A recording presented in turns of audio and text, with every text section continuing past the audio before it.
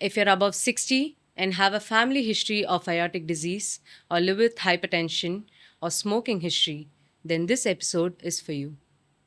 Hi, hello, and welcome to special podcast on expert-led conversation about the conditions that matter the most to your health. I'm your host Sugantha Shri, and today we are talking about abdominal aortic aneurysm, also known as AAA. The aorta is the largest blood vessel in your body, and when a section in the abdomen swells and balloons outside, that's AAA. What's more dangerous is that most people feel absolutely nothing. No pain, no warning, no signal until it ruptures. And a ruptured AAA, also AAA, is one of the most emergency situation in vascular medicine. But here is a catch. AAA is deductible, and when found early, it's treatable as well. So, ladies and gentlemen, we are about to discuss more in detail about this. So, please join me in welcoming Dr. Vijayachandra Reddy, Senior Consultant, Endovascular Specialist, and Interventional Cardiologist, Apollo Main Hospital, Chennai. We'll be talking more about what AAA is, how the diagnosis looks like, and what's the aftercare for patients. See, AAA, as you rightly said, is the enlargement or dilatation of the aorta in the abdominal part of it. It can be dilated in the thoracic part as well, or in the starting point, or in multiple areas as well. But today we'll focus on the abdominal aortic aneurysm, the AAA.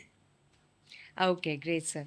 So, for a viewer hearing about AAA for the first time, what exactly should they think it is and how it is going to be for them? See, in a public awareness program, I think it is pertinent to highlight the fact that there are some diseases in the body which are totally asymptomatic initially. And if you wait till the symptoms come, the first symptom could be a catastrophe, even a loss of life. So, this is one of those diseases where a loss of life could be the first symptom. So, we have to focus on identification in the early stage and treatment as well. Okay, so this seems to be a life threatening emergency. And how is this? How is this looks like in a global platform and especially in India? How it exactly looks like? How people are taking it? See, the awareness among the public about heart attacks, strokes, coronary angiogram, angioplasty, stenting, bypass has become quite good now. But still, the awareness about AAA is not much. What one should understand is this is a disease which, in the early stages, because the dilatation of the artery is happening slowly and gradually, there will be absolutely no symptoms. But because it is easily accessible to a scanning, a simple scanning of the abdomen, it is easily detectable and catchable in the early stage. So the public awareness is important. The awareness among the paramedical and the medical people in the lower level of specialty care. The awareness is important because they are the ones who can guide the screening program and identify this in the early stage. Once you identify an aneurysm, see if the dilatation is more than 3 centimeters, we know that it is dilating. So what we do, there are ways to minimize the progression of the disease. At the same time, we can focus on catching it when it reaches about say 50 or 55 millimeters in diameter, where the chances of rupture become quite much. So rupture means this artery suddenly becomes weaker in one area and it gives way, it blows out. As you know, when the main artery blows out, it's almost catastrophe, and the mortality, the loss of life is almost to the extent of 50 to 60%. It's very difficult to save a rupture unless they reach an emergency and we do some emergency surgery or an emergency stent graft, what we are going to discuss today. So this seems to be very serious, but I don't think a lot of Indians or anywhere people across the globe take this topic very seriously until the ruptured, state comes in. Right? Do you agree with me? See, the incidence of this disease is almost quite big in number, especially in the Western world. There are standard screening programs for aortic aneurysms. So anyone above 60 years of age, whoever has hypertension, smoking, or associated cardiac problems, or strokes, or kidney issues, the screening is always done mandatorily, and the aneurysms are caught in the early stage. In our country, ultrasound abdomen again has become a very common utility screening program for general public healthcare in mass health checkups. But somehow the emphasis on the aorta has been lacking. But of late, in the last 3 years, we have been pushing the fact that in general screening programs, one should also look at the aorta so that it is an opportunistic screening method to identify this in the early stage. Of course, targeted screening can be done. Those who are elderly, those who have hypertension, those who have associated heart or stroke disorders, we should specifically look for it. It can sometimes in the early stages present as just a pulsatile feeling in the tummy, sometimes as a backache, sometimes as a pain in the abdomen which is diffuse, and very, very rarely as a very sharp stabbing back pain, which again is almost synonymous with an impending rupture. One should not wait till that stage. The best way is to catch it when the size is somewhere around 3 or 4, then do the screening program every 6 months. If you find that the diameter of the enlargement is increasing more than 5 millimeters over a span of 6 months, that means it's rapidly progressing and you should be careful. If you also find that there is a swelling or enlargement in one focal area inside that aneurysm, that is also a dangerous thing. And if it's also the size is getting more than 55 millimeters, we know that we have to go and treat it aggressively. Sir, talking about all these, are there any stages that doctors define in AAA? Stage 1, stage 2, and so? See, here we only go by the diameter of the widest part. Many a time, these aneurysms will be there 30, 35, 40, and a lot of clots will form along the wall because the blood flow will become slow, the clots will form.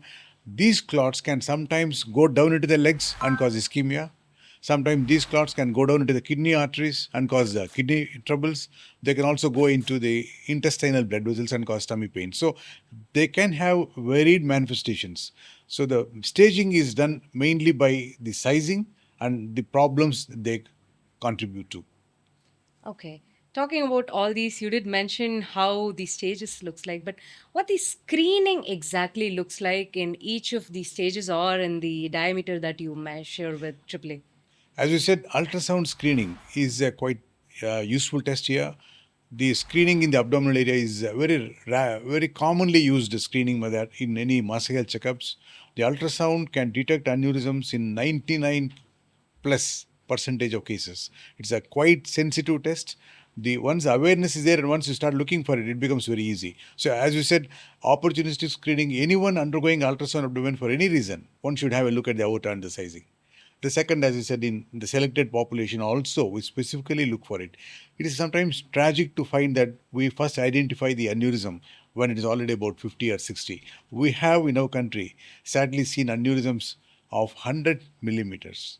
10 centimeter aneurysms, like a big ball, is extremely unlikely. And we have saved some of these patients, of course, in the later stages when it is a 110 millimeters, which is unheard of in the Western world. But we do see such patients as well. But again, as I said, whenever you diagnose it and it's above 55, we should highlight the fact that this is an easily treatable disease. Sir, but a very personal question over here. How did you feel for the first time when you saw a patient with the 100 centimeters, sir? See, this was a very interesting patient who had already undergone a bypass surgery. The tragedy is, even though he has undergone a bypass surgery, no one has actually had a screening of his abdomen done till 5 years down the line. He has developed severe abdominal pain, had a fainting episode, and ultrasound picked up a rupture which had sealed partially. He was fortunate enough to come to us with a sealed partial rupture, and then of course we had to put in two stent grafts and make him normal. In fact, this was published. This we published as a giant abdominal aortic aneurysm. We had to use some special techniques as well in this patient because he was very frail. He was only about 45 kilos, and with a 110 millimeters aneurysm. That's shocking for me to hear as a viewer, but we are so glad that we have doctors like you to help. So talking about this again, major population might not know that they've got aneurysm or AAA. Who should exactly get their screening done first? Let's assume I am of 25 to 30 years old. I'm absolutely healthy, but I've got a family history of aneurysm. Then in that case, should I go and get a screening done first? See, any ultrasound screening for a general mass health checkup screening nowadays, the most of the areas, because we have been educating the mass health checkup physicians as well, they should include a column for abdominal aorta screening done, no aneurysm. So that has become a norm now. So in that way, we have made a big step towards early identification. in public health sector as well, because many government hospitals are doing these screening programs. In Tamil Nadu is very good in that. Again, we are insisting on a comment on the abdominal aorta in each and every case, so that opportunistic screening is very well implemented. Okay. Then talking about screening, will people definitely get, if my family has got a history of aortic disease, will I definitely get it provided the lifestyle? See, in the era of artificial intelligence, chat GPTs and Gemini copilots, I think it is not rare that nowadays people are coming forward with a history of, see, my parents or relatives are having this. What about my chances? And in fact, they are coming with some screening tests. In fact, they are coming proactively, asking for methods to detect early, and if possible, to prevent the progression of the disease. And this is going to be the future, I think. People themselves will be educated more because of the AI. These are the benefits of AI percolating to the general public. And I think in preventive medicine, AI is going to make a big revolution. That's absolutely amazing to hear, sir. And if is it compulsory for a chain smoker or someone who is an occasional alcohol drinker or who drinks regularly to get the screening done? Hypertensive, elderly with smoking. This is a deadly combination. They develop these aneurysms. We do not know the reason why smoking increases the incidence of abdominal aortic aneurysms to such an extent, but maybe certain chemicals and free oxygen radical damage. They are the reasons why the wall of the artery gets weaker. At the same time, we should also remember that there are certain other aneurysms in some other areas like the aorta, which can happen in youngsters who are non smokers because of, as you said, some genetic disorders where the arterial lining, the wall of the artery itself becomes weak. Marfan syndrome. You must have heard of tall people, volleyball players, suddenly the artery becomes bigger and dilates, and unless you put in a stent graft, they might collapse. It is also seen sometimes in women in the reproductive age group where they have certain disorders of the connective tissue. The artery wall itself is weaker. This is one group. In our country, there is a small segment of population where the artery suddenly bulges and forms an aneurysm because of infection. We call it mycotic aneurysms. Any infection which is untreated, the infection can go and sit in the wall of the artery and it might dilate as well. So these are also rare causes, but we do come across all these types of cases because we are in a tertiary hospital, and wherever we do come across, the doctors get come across these rare types of aneurysms, it is not uncommon for them to refer to us. So we see a variety of causes of aortic aneurysms, even though the hypertensive, smoker, elderly aneurysms are the commonest types. That's great, sir. So you did emphasize a lot about screening, but let's assume if a patient is getting his screening done in the early stages, what are the chances that the patient will be treated for aneurysm and he will be, recovered from that? What are the chances for it? See, the first thing is insist on healthy lifestyle, control all the risk factors, blood pressure, sugar, cholesterol, and every 6 months an ultrasound screening. And once it touches 50 to 55, we electively go ahead with treatment. Treatment, once upon a time in the 1990s, late 90s, was only open surgical repair, and it was a very tough thing because the surgical risk was more, mortality, morbidity was more. But in the from 2000s onwards, the device therapy for aneurysm treatment has become very popular. Quite simple. You just have to go in through the groin artery, deploy these stents, and you can do this procedure in as short a while as half an hour to 1 hour. And this is all done many a time under short general anesthesia, local anesthesia. Sometimes you open the groin, the surgeon will open the groin and we go and putting the stents and come out. Sometimes we do it entirely by percutaneous method, like in any angioplasty. That is also possible. So this is called endovascular aneurysm repair, EVAR, EVAR. The same thing when you do for the thoracic aneurysms, we call it TVAR, TEVAR. And these are quite simple, elegant procedures.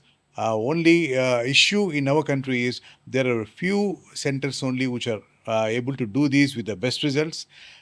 Somehow the skilled personnel, medical personnel to carry out these procedures is not widely available in the country. So the treatment facilities are congregated in big cities and metros, but still that's good enough. In our country, the accessibility for these centers is quite good, and these are all procedures which are not as expensive as it is in the Western world. because of obvious reasons why the medical care in our country is almost 10% of what is there in the Western world. So, in fact, it is not uncommon for some people from some other countries coming over to us for abdominal aortic aneurysm repair with EVAR stent grafts.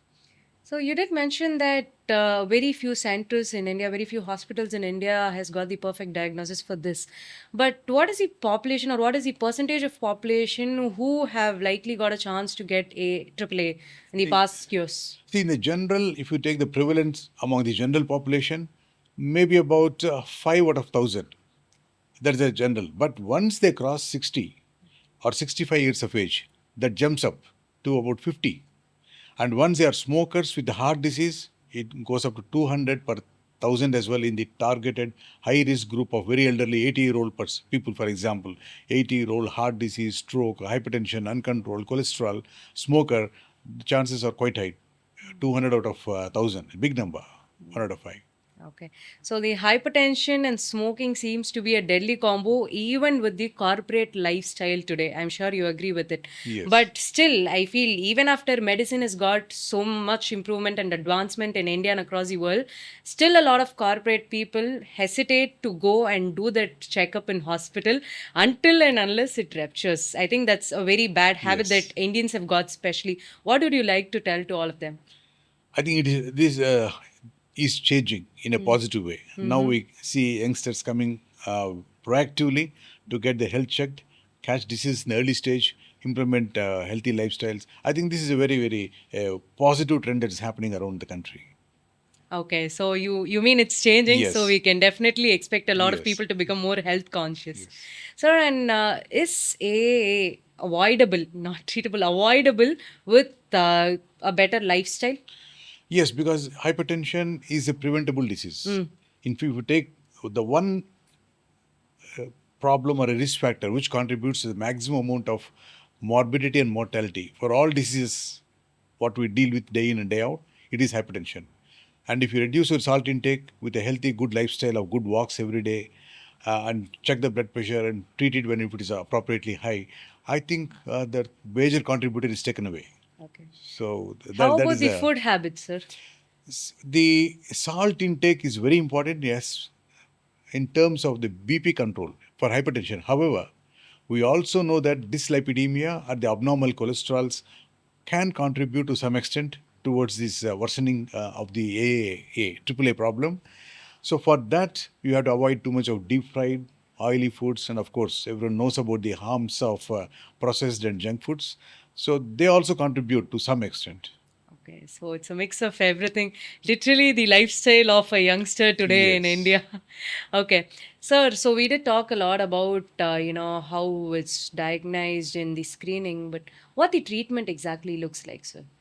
In open surgery, what we used to do before, the mortality used to be a little bit high, 5% in the best of hands, even 10 to 20% in semi emergency scenarios, and almost 40 to 50% in emergency scenarios like rupture.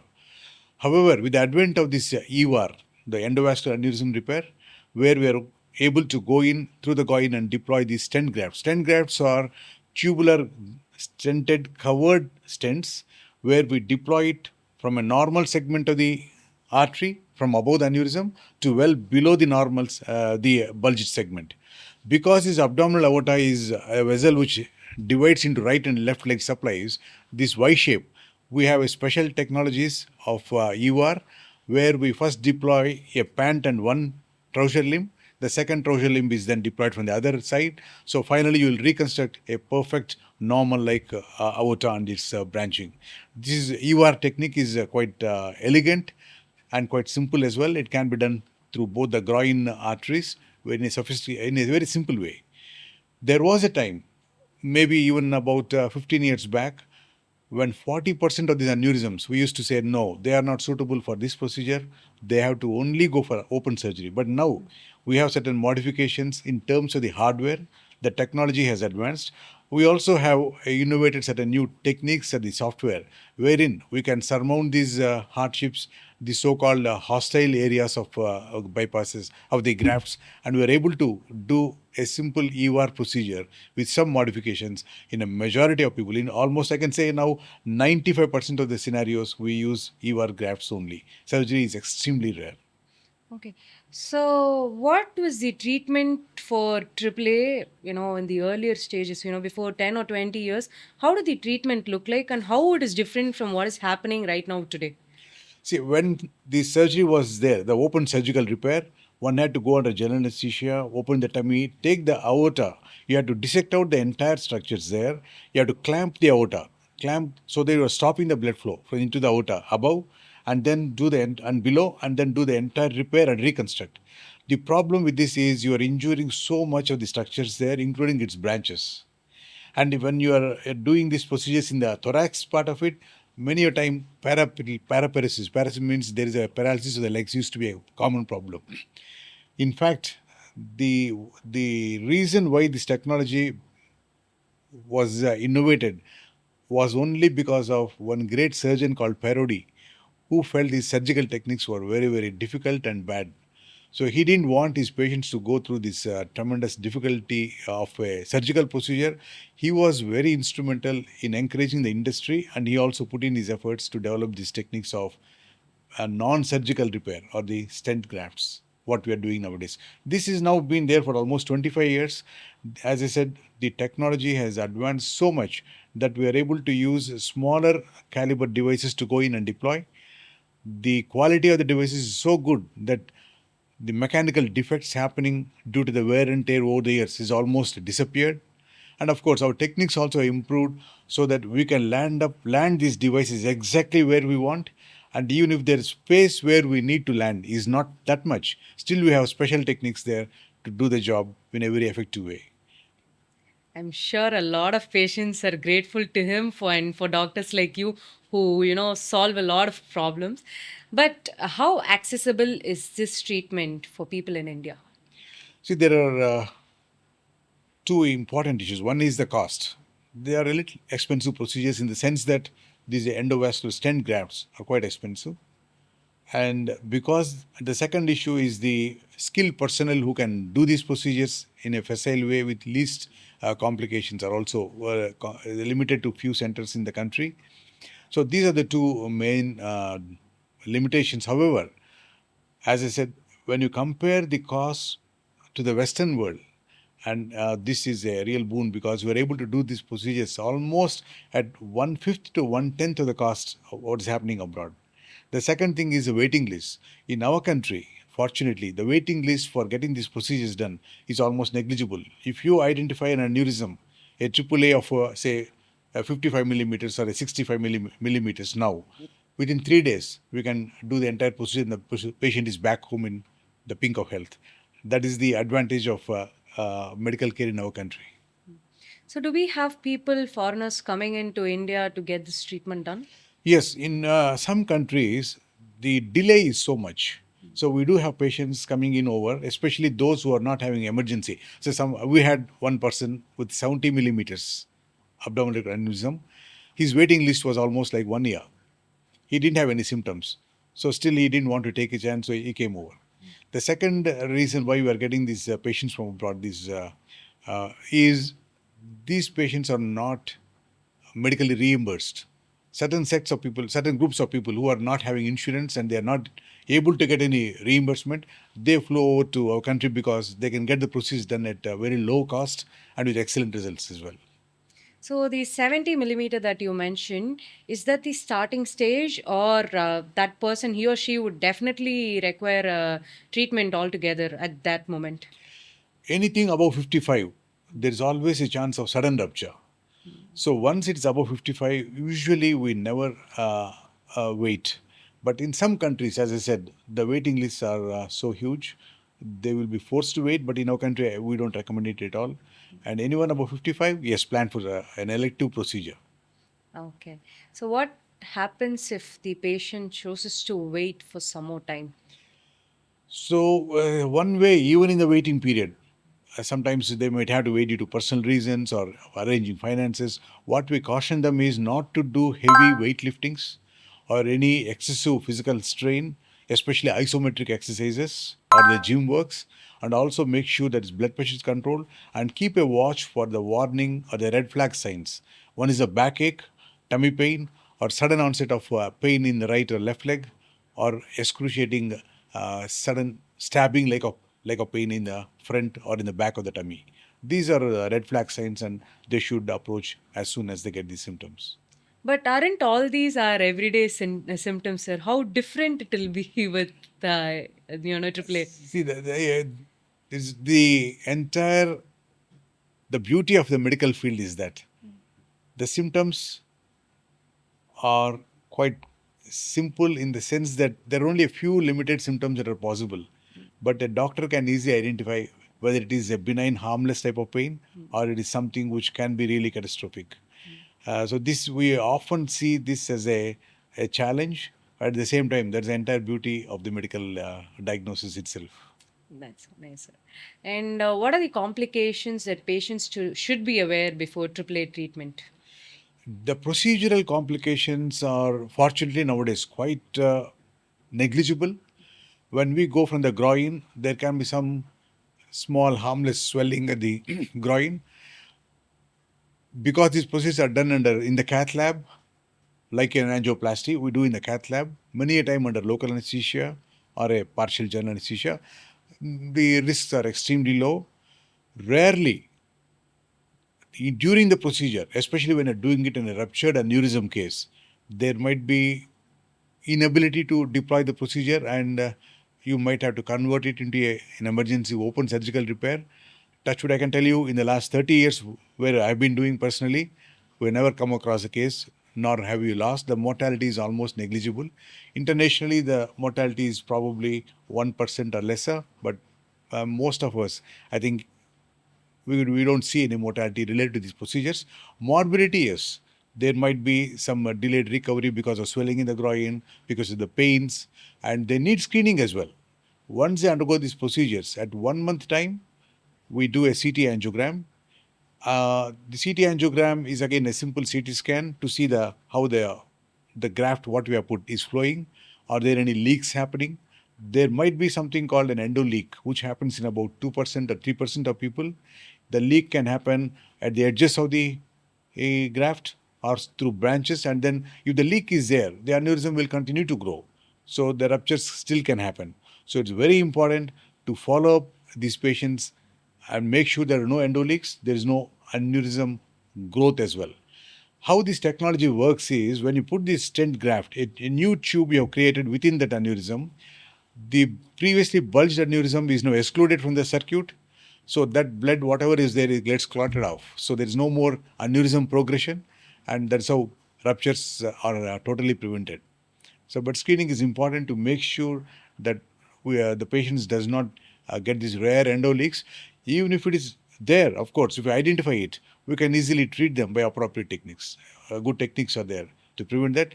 There, once upon a time, there used to be a small number of people who had a, a migration of the device upwards and then causing endo leak, or a fracture of the device, molding fractures we call it. Those are extremely rare nowadays with the advanced technology and the hardware. Okay, sir, have you had any patient who was not diagnosed, who did not go through any screening, but they came to you in a ruptured state? This is not uncommon in our country. The one I can actually recall is one of our doctor colleagues' father. Oh. He is a surgeon in a hospital, and his father had a coronary disease as well. He was treated before for stroke, and somehow he was 80-year-old. He had never had a screening, nor he had symptoms, and he was brought in the middle of the night with a ruptured aneurysm. As I said, after initial resuscitation, blood transfusions, medication, initial ultrasound picked it up, and the CT angiogram is the gold standard test. We do a CT angiogram again in most of the hospitals. We can get an emergency CT angiogram within say 10 minutes, and we have the access to get the equipment and the appropriate stent graft. Might take at the most in cities and metros at the most 1 hour, sometimes available within 30 minutes, and we were able to do the procedure in the middle of the night and save this gentleman. The tragedy, as you pointed out, he is the father of a surgeon working in a hospital. So That's more this shocking. is the problem with AAA, because even among medical people, except for those specialists who are working in this field, the awareness is not much. That's why when we say public awareness, beyond public awareness, there should be a medical health personnel awareness, especially paramedical and the medical non-specialist awareness. A gynecologist or a general physician or a pediatrician, all of them should be aware of this problem, because opportunistic screening and opportunistic diagnosis is possible, and we can prevent these catastrophes. Not always can we save these patients. We do hear some incidents of sudden ruptures and death at home itself before they are brought over. Sir, so talking about ruptures, what exactly happens in these ruptures? See, when the aorta is the main tube that carries the entire blood flow down. So when there is a rupture or a leak, when it opens up, you can imagine when the dam opens, the entire blood gets leaked. It is very difficult to stop the bleeding. The only way the blood can seal is if the rupture is very, very small and blood clot forms, which is extremely unlikely. If it is a big rupture, the only way the bleeding will stop is enough blood has accumulated and there is no more area to leak more. So it might be contained rupture, and they will present with a real. You should see a person who is an acute rupture due to an aneurysm. It is very pathetic, because they will be struggling, and it is a potential catastrophe. It just takes a small amount of delay, and you can lose the patient as well. Another aspect we have also noticed is sometimes by mistake, if you think of it as some other disease and start giving blood thinners, it can be catastrophic. In fact, some aneurysms which are ruptured in the thorax, people have wrongly diagnosed as heart attack and given blood thinners, and we lose them. So these are extremely difficult to treat. Already ruptured aneurysm, extremely difficult to treat. If it is fortunately the patient is in a metro, has access to high class quality care where these procedures can be done, you can save them. Okay. So, how does the patient feels like when the blood is flowing, sir? Is it like someone choking them, or is there continuous But vomit, or what are the the symptoms? first is the pain, excruciating pain, because the artery has given way. And second, the amount of blood loss. The first thing is the BP will fall, so they faint. The calmness is they faint, they profusely sweat, and they fall down. Fainting and giddiness with a low BP and profuse sweating is a with pain abdomen. It means something has given way. Usually, this is it. Similar scenarios can happen with some other gastrointestinal disorders, or in pregnancy, ectopic pregnancy, we call it. But aortic aneurysm rupture is a real catastrophe. Sir, so we did talk a lot about the treatment, diagnosis, and everything. What the aftercare looks like for patients? See, once you put in a endovascular stent graft and things are going well, as you said, we had to screen them just to make sure that the aneurysm sac, you excluded the sac from the blood column by putting the graft, so the sac will get thrombosed. It won't grow anymore. So we have to make sure that it's doing well. The classical protocol is to do a CT aortogram first month and then at 1 year. Sometimes we used to do every year after that, but nowadays with a good quality ultrasound abdomen, we can do a screening. Ultrasound abdomen is a very non-invasive, no radiation, very low cost. The only thing is you need quality experts to see the location, if any, of any endoleaks. Okay. So, let's assume the treatment for a patient is done today, and how will the recovery period look like? Endovascular stent grafts, what we do, the EUR, the recovery is quite simple. They are usually typically discharged within 3 or 4 days, and they can resume their normal activities the week later. There is no special care that they have to take. We insist on healthy lifestyles. We make sure that they come out of the smoking part, and the blood pressures are screened and then controlled well. And this, as I said, the screening is quite simple nowadays. There's nothing much of a big issue beyond the procedure. They do quite well. They can start back if they're in the professional people. They can start back their jobs and works maybe within a week or two. Oh, so the recovery period seems to be very Is not fast. is fast. It's This fast. is unlike the open surgery, which once upon a time used to be done. There, to get back to full health and recovery would be taking almost 1 to 2 months. These are quite simple procedures. Is the recovery same for men and women?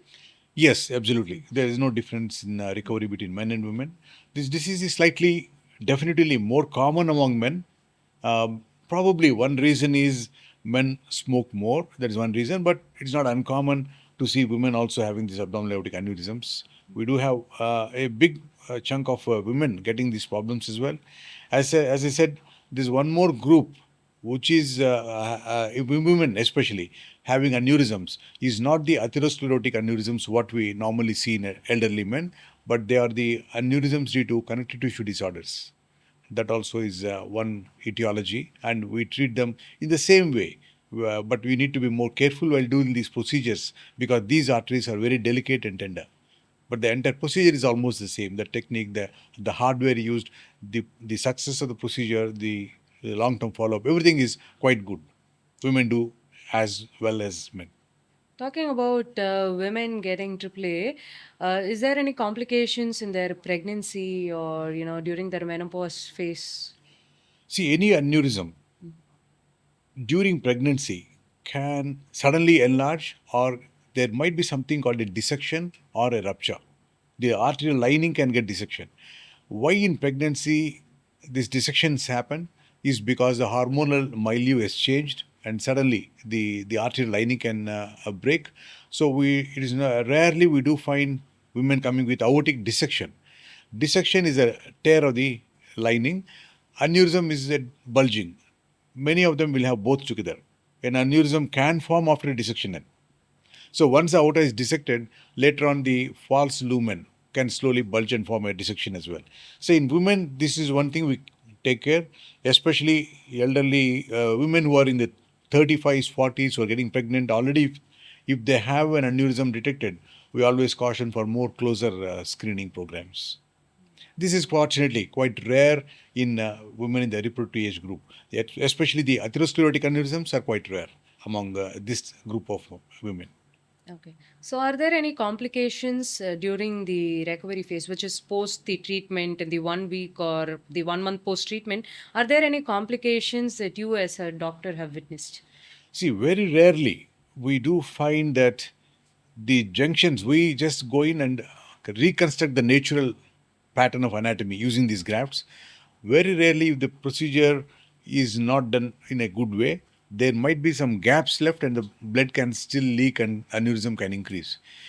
Very, very rarely, there are extremely rare complication, we call it, called the endotension, where the sac blood can swell and then cause big trouble. That is one. Very rarely, again, there are some procedural complications if the medical personnel has missed while doing the procedure. Like normally, what we do is when you put this device, we just put it just below the blood supply of the renal artery, kidney arteries. Sometimes there will be an extra kidney artery, there will be two. You have to protect both. But by mistake, we have seen rare cases, reports where people have landed up the stent covering one renal artery, so that kidney, that portion might not get the blood supply. These are all preventable reasons.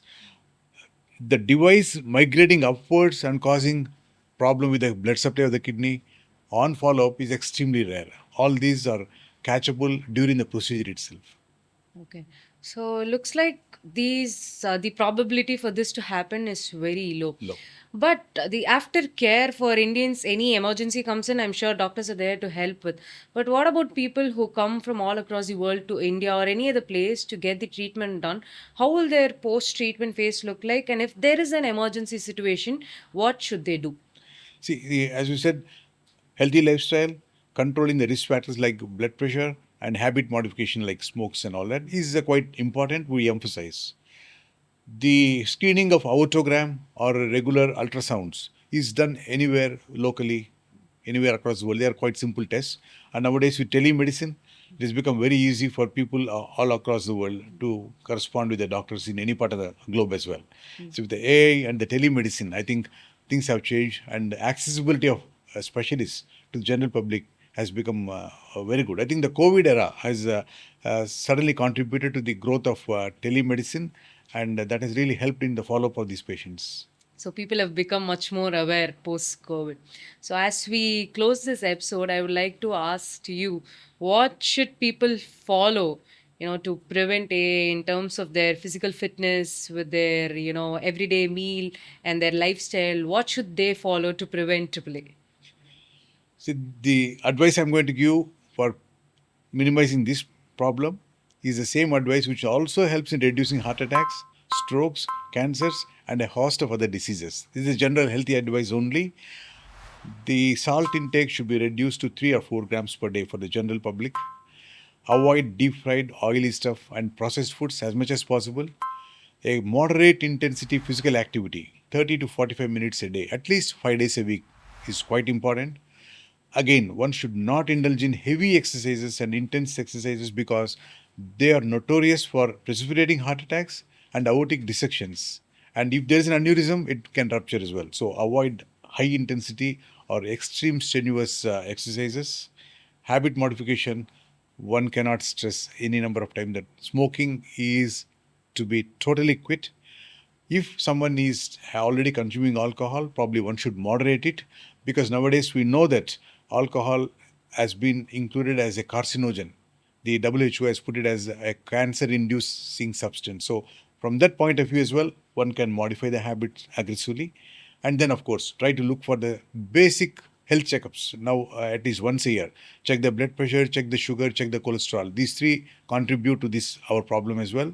They're easily diagnosable. One, blood pressure takes 10 seconds. Blood sugar, cholesterol takes maybe about half a day of one blood test. And then one can easily tackle this problem. Overweight is another big issue. One has to keep the weight under control. Sedentary lifestyle is as bad as smoking. So activity is very important. One should also stress the importance of passive smoking. If you are, we always tell nowadays, don't smoke and also keep away from smokers. These are also very important, and it's very important, especially in the setting of AAA. That's amazing, sir. I'm sure, Doctor, they're going to take in a lot of key inputs from whatever you have mentioned, especially with the social drinking, social smoking habit that has been improving, with the hypertension in corporate world and everything. I'm sure your inputs is going to add so much value to a lot of people's life today. Thank you so much for saving a lot of lives, especially. And that's an end of today's episode about abdominal aortic aneurysm, also known as AAA. We did discuss a lot about how it's diagnosed and who needs screening, what the treatment looks like, and what the aftercare looks like, and everything in between. And a lot of case studies did doctor help us with.